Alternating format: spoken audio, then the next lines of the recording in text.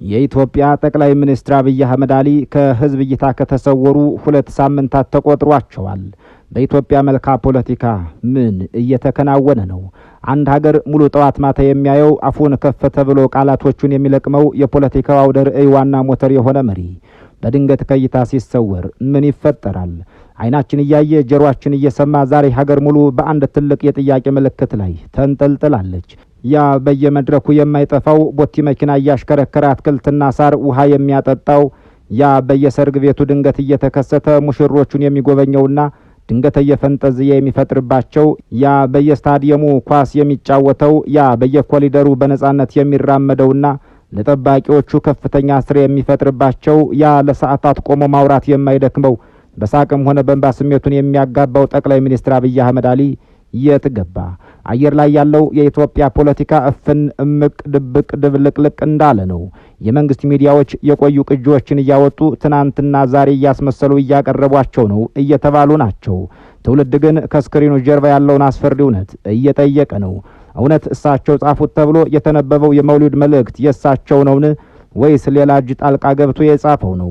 ያ ዓመተ ምህረትን ወደ ኢትዮጵያ አቆጣጠር የቀየረው የጠቅላይ ሚኒስትሩን ወንበር ወደ ፕሬዝዳንትነት ከፍ ያደረገው ታሪካዊ የምክክር ጉባኤ ሲጠናቀቅ የራሳቸውን የዘውድ በዓል በደስታም በማክበር ሲገባቸው ለምን ጸጥ አሉ? መሪው ሀገር ውስጥ ናቸው ወይስ በአቡዳቢ የቅንጦት ሆስፒታሎች ነጭ አንሶላ ውስጥ ተጠቅልለዋል? ይህ የሚያደነቁር ዝምታ ከባድ የጤና እክል ነው ወይስ ማዕበል ያረገዘ አስፈሪ የፖለቲካ ስልት ነው? የቤተ መንግስቱ ታሪክ የዝምታን አስፈሪነት ጠንቅቆ ያውቀዋል። መሪዎች ከህዝብ ዓይን ሲሰወሩ፣ ማህተማቸው በሌላ ሰው እጅ ሲገባ፣ የውስጥ ሹማምንት ዙፋን ለመቀራመት የሴራ ካራቸውን ሲስሉ፣ መጨረሻ የሀገር መፈረካከስ፣ የደም መፋሰስና የካቢኔዎች መበላላት መሆኑን የቅርብም የሩቅም ታሪክ በግልጽ መዝግቦት እኛም አንብበነዋል።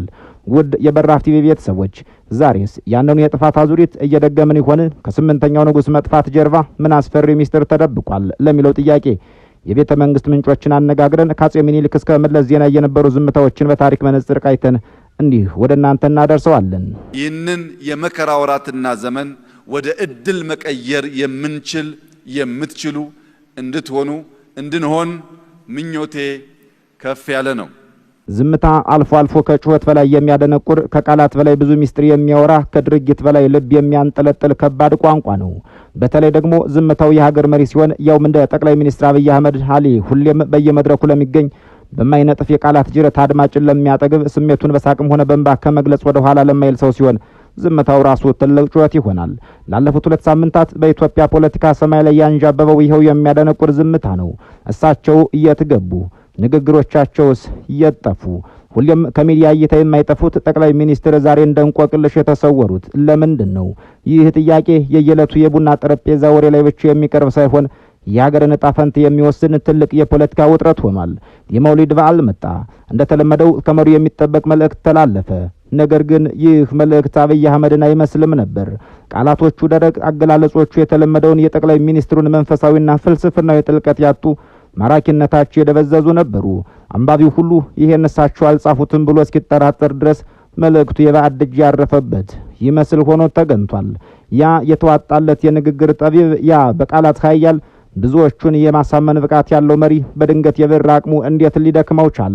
ወይስ መልእክቱ የተጻፈው በሌሎች ሰዎች ሆኖ እሳቸው የሉም ለማለት ነው?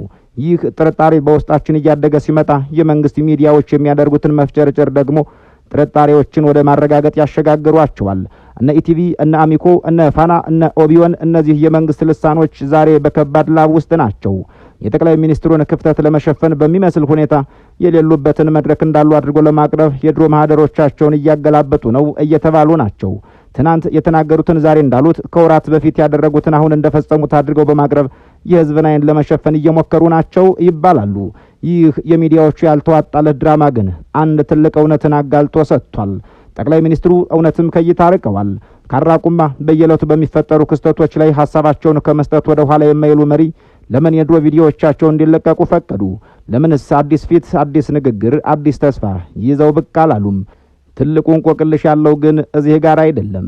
ሀገሪቱን ከስር መሰረቱ ይቀይረዋል የተባለው ጠቅላይ ሚኒስትሩ መንግስታቸውን ብሎም ሀገራቸውን በአዲስ መልክ ያስቀጥላል ብለው ተስፋ የጣሉበት የምክክር ጉባኤ በስኬት ተጠናቀቀ ሲባል የተጠበቀው ሌላ የተገኘው ሌላ ሆነ። ይህ ጉባኤ ተራ ስብሰባ አልነበረም። የኢትዮጵያን የታሪክ ምዕራፍ የሚቀይር ዓመተ ምህረት የሚለውን የዘመናት አቆጣጠር ስያሜ ወደ ኢትዮጵያ አቆጣጠር የቀየረ ከምንም በላይ ደግሞ የጠቅላይ ሚኒስትር አብይ አህመድን የስልጣን እርከን ወደ ፕሬዝዳንትነት ከፍ ያደረገ አዲስ የታሪክ ማዕዘን ነበር። ታዲያ እንዲህ አይነቱ የፖለቲካ ማሳረጊያ ሲበሰር ያ ሁሌም ድሉን በደስታ እንባ የሚያከብረው ፈጣሪውን በመድረክ ላይ ቆሞ በስሜት የሚያመሰግነው መሪ የት ሄደ? ይፈርሳሉ ሲሉን አንድ ሆነን አሳየናቸው በሚል ንግግሩ የሚታወቀው ጠቅላይ ሚኒስትር አብይ አህመድ አሊ የራሱን የዘውድ በዓል በዝምታ የሚያልፍ ንጉሥ ታይቶም ተሰምቶም አይታወቅም ቢባል ማጋነን አይሆንም። ስምንተኛው ንጉሥ ተብለው የተተነበየላቸው አብይ አህመድ ይህ ትልቅ የፖለቲካ ድል ሲረጋገጥ በቦታው አልተገኙም። ደስታቸውንም አላካፈሉም። እንባቸውን አላፈሰሱም ወይም ሲስቁ አልተስተዋሉም። ይልቁንም ዝም ጭጭ እንዳሉ ናቸው። ታዲያ ይህ የዝምታ ትርጉም ምንድን ነው? የጤና እክል ነው ወይስ ፖለቲካዊ ስልት? ሀገር ውስጥ ናቸው ወይስ በአቡዳቢ የቅንጦት ሆስፒታሎች ውስጥ በሕክምና ላይ ናቸው? ይህን ለመመለስ ታሪክን መለስ ብሎ ማየት ግድ ነውና ወደዚያው እናመራለን። የሀገር መሪዎች ዝምታና መጥፋት ሁልጊዜም ትልቅ የታሪክ ሽል ያረገዘ ክስተት ነው። መሪዎች ዝም ሲሉ ወይ ትልቅ ማዕበል እየመጣ ነው ወይ ደግሞ ሕይወታቸው ከባድ አደጋ ላይ ወድቋል። አፍታ ወደ ኋላ እንመለስ። ወደ 1880ዎቹ የኢትዮጵያ ዘመናትን እንዝለቅ። ወደ አጼ ምኒልክ ዘመነ መንግስት፣ ወደ አጼ ምኒልክ ቤተ መንግስት እንግባ። በኢትዮጵያ ታሪክ የመሪዎች መጥፋትና የቤተ መንግስት ዝምታ አዲስ ክስተት አይደለም። አጼ ምኒልክ በህመም አልጋ ላይ በዋሉባቸው የመጨረሻዎቹ ዓመታት ቤተ መንግስቱ ውስጥ የነበረው ጸጥታና ሚስጥር ዛሬም ድረስ በታሪክ ድርሳናት ውስጥ በጉልህ የሚነበብ ነው። ንጉሱ መታመማቸውን፣ አቅም ማጣታቸውን ህዝብ እንዳያውቅ ተደርጎ ነበር። ሚኒስትሮቻቸውና የቅርብ ሰዎቻቸው የንጉሱን ፊርማ እያስመሰሉ ሀገር በሌሉበት እንዳሉ ሆኖ እንድትመራ አድርገዋል። ያ ዝምታ፣ ያ መጥፋት መጨረሻ የንጉሱን ሞት ተከትሎ ለመጣው የዙፋን ሽኩቻና የፖለቲካ ነውጥ ትልቅ መነሻ ሆኖ ነበር። የቤተ መንግስቱ ግድግዳዎች ጆሮ ቢኖራቸው ኖሮ ያን የተፈጠረውን አረመኔያዊ የስልጣን ሽሚያ በድንጋጤ የተረኩት ነበር። አጼ ምኒልክ ያ ያድዋው ጀግና፣ ያ የዘመናዊት ኢትዮጵያ ጠንሳሽ አልጋ ላይ በሚያሳቅቅ ህመም ተቆራኝተው አቅማተው መንቀሳቀስ ተስኗቸዋል። ይህ አሳዛኝ እውነት ከህዝብ ጆሮ በጥብቅ ሚስጥር እንዲታፈን ተደርጓል። በስማቸው የተጠረበው የንጉሱ ማህተም በአድ እጆች ያረፉበት እሳቸው በሌሉበት እንዳሉ ሆኖ ሀገር መመራቷን ቀጠለች። እንዲህ ባለ ክስተት ሀገር ለ7 ዓመታት ያክል ቀጠለች። ይህ የሐሰት ትርክት፣ ይህ አስፈሪ የቤተ መንግስት ዝምታ ግን ከስር ለሚብላለውና እንደ እሳተ ገሞራ ሊፈነዳ ለተቃረበው የዙፋን ሽኩቻ ትልቅ ነዳጅ ነበር። ንጉሱ ዝም ሲሉ በዙሪያቸው የነበሩት የፖለቲካ ጅቦች ጥርሳቸውን ማሾል ጀመሩ። የንጉሱን ክፉኛ መታመምና አቅም ማጣት ያረጋገጠችው እቴጌ ጣይቱ ብጡል የባሏን ዝምታ ተጠቅማ የራሷን የፖለቲካ ግዛት ለማስፋት የሞት ሽረት ትግል ጀመረች። ያቺ ብልህና ኃይለኛ ሴት ስልጣን ከእጇ እንዳይወጣ በመስጋት የሸዋን መኳንንት እየገፋች የራሷን የጎንደርና የየጁ ዘመዶች እንዲሁም የቅርብ ታማኞች በቁልፍ ቦታው ላይ መሾም ስትጀምር ቤተ መንግስቱ በጥርጣሬና በሴራ ታመሰ። ጣይቱ ስልጣኑን ጠቅልላ ለመያዝ ስትራወጥ ከጀርባዋ ሌላ ኃይለኛ ማዕበል እየተዘጋጀ መሆኑን አልተረዳችም ነበር። የንጉሱ ባዶ ዙፋን የአውሬዎቹ መፈንጫ የጦር ሜዳ ሆኖ ነበር። በሌላኛው ጥግ ደግሞ የጦር ሚኒስትሩ ፊት አውራሪ ሀብተ ጊዮርጊስ ዲነግዴ፣ ያ ዝምተኛ ግን እንደ መርዝ አደገኛ የሆነ የፖለቲካ ጠበብት የጣይቱን ጉዞ በንቃት ይከታተል ነበር። እቴጌቱን ለማውረድና የስልጣን ሚዛኑን ለመገልበጥ ፊት አውራሪ ሀብተ ጊዮርጊስ አዲሱን የሚኒስትሮች ምክር ቤትና የሸዋን መኳንንት ከበስተጀርባ እያደራጁ የድብቅ ሴራ ሸረቡ። በዚህ የሞት ሽረት ጨዋታ ውስጥ ሌላኛው ቁልፍ ተዋናይ ራስ ተሰማ ናደው ነበሩ። ራስ ተሰማ ለወጣቱና ገና ለስልጣን ላልበሰለው የንጉሱ የልጅ ልጅ ለልጅ ኢያሱ እንደራሴ በመሆን ተሾሙ። የስልጣን ወንበር በቅርብ ርቀት የሚያሸቱ ጉልበተኛ ራስ ነበሩ። የንጉሱ አልጋ ላይ መዋል እነዚህን ግዙፍ የፖለቲካ ሻርኮች በአንድ ጠባብ ቤተ መንግስት ገንዳ ውስጥ አፋጠጣቸው። ውጥረቱ ጣሪያ ነካ። አየር ላይ ያለው ትንፋሽ ሁሉ የሴራ ጠረን ይሸት ነበር። ህዝቡ አሁንም ንጉሴ ብሎ ሲገዛ፣ በቤተ መንግስቱ ጓዳ ግን እቴጌ ጣይቱ ከነፊት አውራሪ ሀብተ ጊዮርጊስና ራስ ተሰማ ጋር የሞት ሽረት ግብ ውስጥ ገብተው ነበር። ማታ የተሾመው ጧት በሚሻርበት፣ ጧት ያመለጠው ማታ በሚታሰርበት የፖለቲካ ዙሪት ውስጥ ቤተ መንግስቱ ተናወጠ። በመጨረሻም የጦር አበጋዙ የነ ሀብተ ጊዮርጊስና የነ መኳንንት ሴራ አሸነፈ። እቴጌ ጣይቱ በአሳዛኝ ሁኔታ ከስልጣን ተወግደው በቁም እስር ቤተ ክርስቲያን አካባቢ ብቻ እንዲወሰኑ ሲደረግ በትረ ስልጣኑን ወደ ወጣቱ ልጅ ኢያሱና አሳዳጊዎቻቸው እጅ ተላለፈ። ያ የንጉሱ ህመም፣ ያ የተደበቀው አቅም ማጣት፣ ያ በውሸት ማተም የተፈጠረው ዝምታ ሀገሪቱን አዙሪት ወደ ሌለው የስልጣን ሽኩቻ፣ ወደ እርስ በርስ መፈራረጅና አቅጣጫውን ወደ አጣ የታሪክ መዛባት ውስጥ ከቷት አለፈ። ልጅ ኢያሱም ቢሆኑ ዙፋኑ ላይ ብዙም አልቆዩም። በሌላ ሽኩቻ ተገፍተው ተወገዱ። የሀገር መሪ ዝምታ መቼም ቢሆን ባዶ አይደለም። ወይ የዙፋን መገልበጥን፣ ወይ የቤተ መንግስት ደም መፋሰስን፣ ወይ ደግሞ የሀገርን መበታተን አርግዞ የሚመጣ አስፈሪ ደመና መሆኑን የአፄ ምኒልክ ዘመነ መንግስት በግልጽ ጽፎት አልፏል። እንዲህ ያለው የመሪዎች ዝምታና እሱን ተከትለው የሚመጡ የፖለቲካ ናዳዎች በዚህ ብቻ የተገደቡ አልነበሩም። የሚሊኒየሙ መሪ የቀድሞው ጠቅላይ ሚኒስትር መለስ ዜናዊ መጥፋቱም የዚሁ ታሪክ አንድ አካል ነው። 2004 ዓመተ ምህረት አጋማሽ ላይ አቶ መለስ በድንገት ከሚዲያ ጠፉ።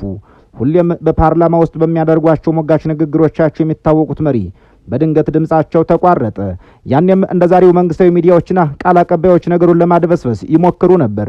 ትንሽ አርፈዋል፣ በቅርቡ ይመለሳሉ፣ እየመሩን ነው የሚሉ ማስተባበያዎች በየቀኑ ይለቀቁ ነበር። እውነታው ግን ሌላ ነበር። ያ ዝምታ የሞት ቅድመ ማስታወቂያ ነበር። ነገር ግን ከወራት የመጥፋትና የዝምታ ጊዜ በኋላ በመጨረሻም የጠቅላይ ሚኒስትሩ ህልፈት በይፋ ከመነገሩ በፊት በቤተ መንግስቱ ጓዳ ይካሄድ የነበረው የፖለቲካዊ ቁማርና የእርስ በርስ መቧጨቅ እጅግ አሰቃቂ ወደሆነ ደረጃ ተሸጋግሮ ነበር።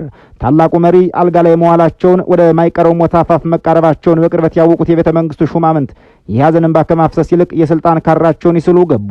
ያ ሁሉን ጠቅልሎ ይዞ የነበረ በብረት መዳፍ ሀገርን ሲዘውር የነበረ ጉልበተኛ አምባገነን መሪ ሲዝል በስሩ አድፍጦ የነበሩት የፖለቲካ ሻርኮች ባዶውን ዙፋን ለመቀራመት ጥርሳቸውን ያሾሉ ጀመር።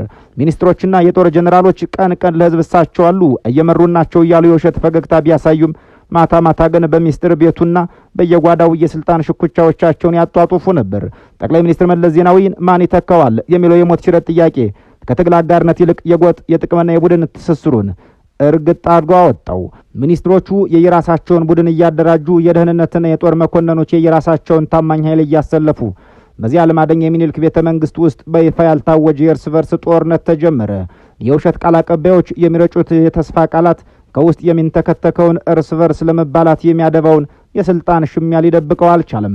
መሪው በህይወትና በሞት መካከል እያጣጣሩ፣ የቅርብ ሰዎቻቸው ግን የአገሪቱን ዕጣ ፈንታ በሴራ ሸረሪት ድር እየጠለፏት ነበር። በመጨረሻም ያ የዝምታ ግድግዳ ተደርምሶ ሞቱ በይፋ ተነገረ። የስልጣን ሽግግሩም እንደ ነገሩ ተሸፋፍኖ ታለፈ። ነገር ግን ያ በሴራ በውሸትና በሽኩቻ የተገነባው የእምቧይ ካብ መፍረሱ አልቀረም። ያ ሁሉ የስልጣን ሽሚያ፣ ያ ሁሉ ህዝብን ማታለል እድሜው እጅግ አጭር ነበር። ያ የታላቁ መሪ ራዕይ አስፈጻሚ የስርዓቱ ጠባቂ ነን ያሉ ካቢኔዎችና ሹማምንት 4 ዓመታትን እንኳን ሳይሞሉ የገነቡት መንግስት እንደ አሸዋ ቤት ተፈረካክሶ ከስር መሰረቱ ተናጋ። መሪውን ያጣው መንግስት ልክ እንደ ራስ አልባ እባብ ተጠማዞ ራሱን በራሱ ነድፎ መረዘውና ታሪኩን ቋጨው። ያኔ በቤተ መንግስቱ ጓዳ ዙፋን ለመቀራመት ደም ያፋሰሱት፣ ስልጣን ለማቆየት ሀገር ያመሱት ሹማምንት የጣሉት የሴራ ወጥመድ መልሶ እነሱኑ በላቸው። ትናንት ህዝብን በውሸት ማስተባበያ ሲያታልሉ የነበሩ የማይነኩ የማይደፈሩ ይመስሉ የነበሩ ካቢኔዎች፣ የጦር አበጋዞችና ቁንጮች ታሪክ ፊቱን ሲያዞርባቸው ማዕበሉ ሲነሳ መሸሽ አጡ። ያ ሁሉ የስልጣን ግርማ በቅጽበት ተበተነ፣ በቅጽበት ተነነ። ከፊሉ ትናንት ራሱ በገነባው የሆኒ ቤት ጨለማ ውስጥ ተወረወረ። ክብሩ ተገፎ በብረት ካቴና ታስሮ ፍርድ ቤት ቆመ። ከፊሉ የተዘረፈውን ሀብት አቅፎ ሀገር ጥሎ በስደት ተንከራተተ። በባዳ ሀገር የፍርሃት ኑሮን ይኖር መረጠ። ሌላው ደግሞ በገዛ መሰሪነቱ በውስጥ ሽኩቻው ተጠልፎ ሕይወቱን በሞት አጣ። ይህ ሁሉ ጥፋት፣ ይህ ሁሉ መፈረካከስ፣ ይህ ሁሉ መታሰርና መሰደድ እንዲሁም መገደል የተጀመረው በዚያች አንዲት የዝምታ ቅጽበት፣ በዚያች የውሸት ማስተባበያና የስልጣን ሽኩቻ ወቅት ነበር። የመሪው መጥፋትና ከበስተጀርባው የተሸረበው የቤተ መንግስት ሴራ ለስርዓቱ የቁልቁለት ጉዞ የጥፋት መጀመሪያ ሆኖ ተመዘገበ። በእርግጥም የመለስ መጥፋት ዝም ብሎ የተፈጠረ አልነበርም። የከባድ ህመምና የሞት መርዶ መንደርደሪያ ነበርና የተፈጸመውም እንዲያባለ ነው። በዓለም አቀፍ ደረጃም ቢሆን የመሪዎች ድንገተኛ መጥፋት ሁልጊዜም ውጥረት የነገሰበት ነው።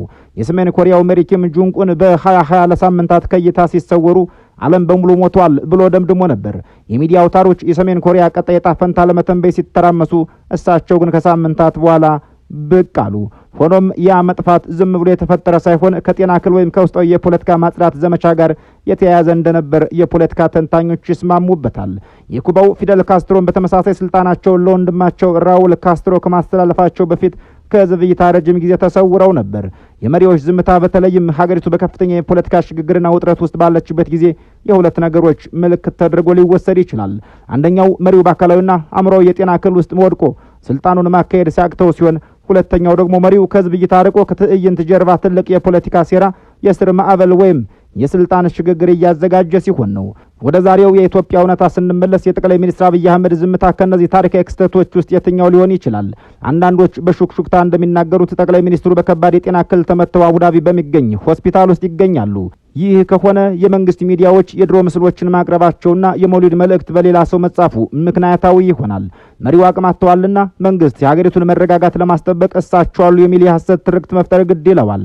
ይህ ደግሞ በኢትዮጵያ ፖለቲካ ውስጥ ትልቅ የመሬት መንቀጥቀጥ መፈጠሩን የሚያመላክት ክስተት ነው። ስልጣን በግለሰብ ዙሪያ በተማከለበት ስርዓት ውስጥ የግለሰብ መታመም ወይም መጥፋት አጠቃላይ ስርዓቱን ወደ ውድቀት አፋፍ ይገፋፈዋልና፣ በሌላ በኩል ደግሞ ይህ ዝምታ ሆን ተብሎ የተቀነባበረ የፖለቲካ ስትራቴጂ ሊሆን ይችላል የሚሉም አይታጡም።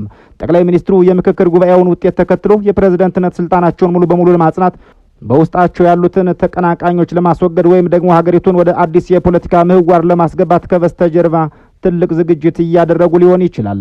አብይ አህመድ ከዚህ ቀደም ባልተጠበቀ ሰዓትና ባልተጠበቀ ሁኔታ ውሳኔዎችን በማሳለፍ የሚታወቁ መሪ ናቸው። ስለዚህ የዛሬው መጥፋት የነገው ያልተጠበቀ ድርጊት መሸጋገሪያ ድልድይ ሊሆን ይችላል። ነገር ግን አንድ ሊካድ የማይቻል ሀቅ አለ። ጠቅላይ ሚኒስትሩ ፕሬዝዳንት ሆነው በሚሾሙበት የሀገሪቱ የዘመን አቆጣጠር ስያሜ በሚቀየርበትና አዲስ ታሪክ በሚጻፍበት በዚያ ወሳኝ ወቅት እሳቸው በስፍራው አለመገኘታቸው ከምንም በላይ አጠራጣሪ ነው። ይህ የፖለቲካ ስትራቴጂ ቢሆን ኖሮ እሳቸው ይህን ታሪካዊ አጋጣሚ ለራሳቸው የፖለቲካ ትርፍ ከመጠቀም ወደ ኋላ አይሉም ነበር። ካሁን ቀደም የሚያደርጉትም እንዲህ ያለውን ነው። ፊታቸው በደስታ በፈካ መድረኩን በንግግራቸው ባሞቁት ጉባኤውንም የራሳቸው የድል አክሊል ባደረጉት ነበር። ይህን አለማድረጋቸው ዝምታው ከፍላጎታቸው ውጭ የተፈጠረ ከአቅም በላይ የሆነ አስገዳጅ ሁኔታ መኖሩን ቁልጭ አድርጎ ያሳያል ያሉን ተመልካቾች አጋጥመውናል። ስምንተኛው ንጉሥ የተተነበየላቸው መሪ ዛሬ የት ናቸው? የኢትዮጵያ ሕዝብ ልቡን ሰቅሎ አዲስ ዜና እየጠበቀ ነው። በየሚዲያው የሚቀርቡት የድሮ ቪዲዮዎች ውጥረቱን ከማርገብ ይልቅ እያባባሱት የመጡ ይመስላሉ። ዝምታው እየረዘመ ሲሄድ ጥያቄዎች ይበዛሉ፣ ፍርሃቱም እየሰፋ ይመጣል። የቤተ መንግስቱ ግድግዳዎች ጀርባ ምን እየተካሄደ ነው የሚለው ጥያቄ የበርካታ ኢትዮጵያውያን ሆኗል። አቡዳቢ ያለው እውነት ምንድነው የሚለውም እንዲሁ ያለ ነው። የኢትዮጵያ ፖለቲካ በድጋሚ በሚስጥርና በድንገተኛ ክስተቶች መዳፍ ስር ወድቋል። ታሪክ ራሱን እየደገመ ይሆን? የትናንቱ አጼ ምኒልክ፣ የቅርቡ አቶ መለስ ዜናዊ፣ የዛሬው አብይ አህመድ አሊ። እያንዳንዷ ሰከንድ፣ እያንዳንዷ ደቂቃ አዳዲስ መላምቶችን እየወለደች ነው። ሚዲያው ዝም ቢልም ህዝቡ ግን በውስጡ ብዙ እየተናገረ ነው። ይህ ዝምታ መቼና እንዴት እንደሚሰበር ማንም አያውቀውም። አንድ የሚታወቀው እውነት ቢኖር ግን ይህ ዝምታ ሲሰበር የሚያመጣው ድምጽ የኢትዮጵያን የፖለቲካ ምድር ከዳር እስከ ዳር የሚያናውጥ መሆኑ ነው። ንጉሱ ወይ በአዲስ ኃይልና በአዲስ ማዕበል ተመልሰው ይመጣሉ፣ ወይ ዳግም ታሪክ የራሱን የመጨረሻ ምዕራፍ ጽፎ እኛን ለአዲስ እውነት አሳልፎ ይሰጠናል። የትኛው እንደሚሆን ጊዜ ብቻ ይፈተዋል። እስከዚያው ግን ውጥረቱ፣ ፍርሃቱና ጥያቄው አሁንም አየር ላይ እንዳንዣበበ ነው። የእኛን አበቃን። የእናንተን ጻፉልን። ሰናይ ጊዜ እየተመኘን በዚሁ እንሰናበታለን።